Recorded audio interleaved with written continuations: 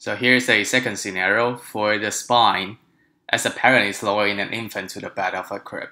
So we're talking about the spine. And when a parent is lowering an infant to the bed, she was previously standing upright and then go to this posture.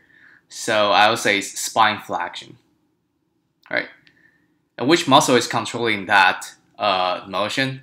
There are two options. You can go from the back, that'll be erector spinae, and also you can go from the front, that'll be your abs. And which one is controlling this motion? The tip for me is to think about, imagine if there is no muscle activation. So in this posture, we just take out all the muscles. And what's going to be for this lady? She's going to slam the baby into the crib, right? So we don't want that to happen.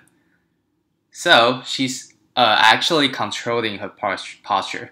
She's breaking her velocity to stop her from slamming the baby into the crib.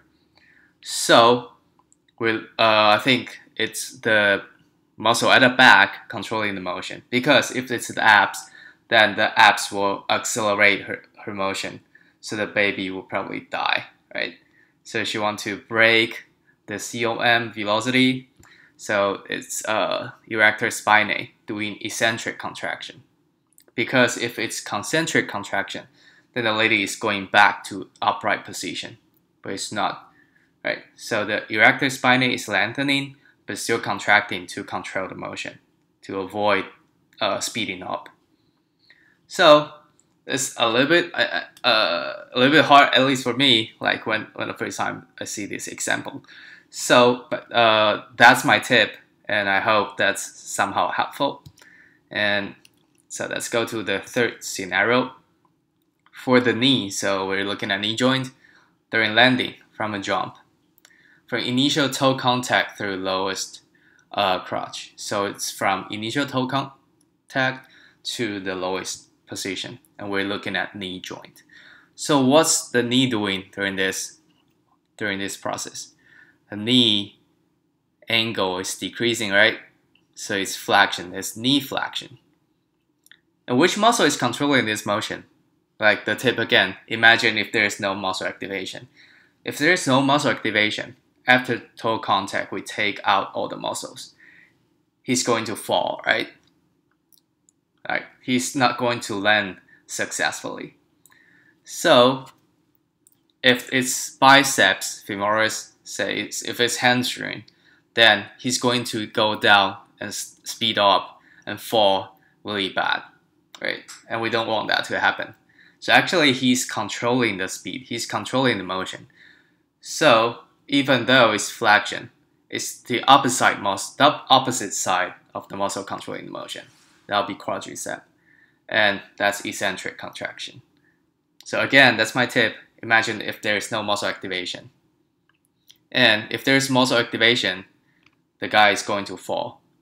And if it's concentric contraction, then the motion is going to speed up. He's going to fall even worse. So we don't want to speed up, we want to decelerate. So that's quadricep at the other side.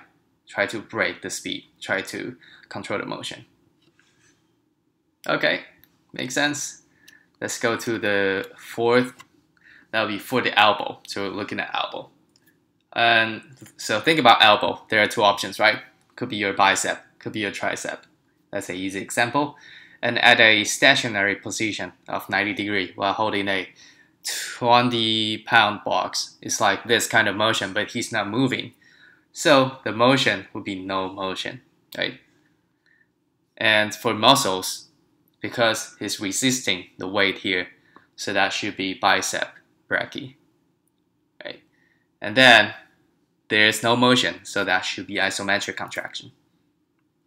Make sense? Okay, so that's basically everything for the first exercise, and we've finished all these 4 scenarios, and there are 4 more to go. Like, I want you to figure it out yourself. And there's no the exact correct answer. So there could be a lot of answers, as we know. There could be motion in different plane and different muscles controlling the same joint. So don't try too hard to find the exact correct answer. Just try your best. And I'll post the discussion section for those exercise, so you can so simply you can see the question here and put your answer. And you need to post your answer before seeing others, so then you can see if your answer is different from others.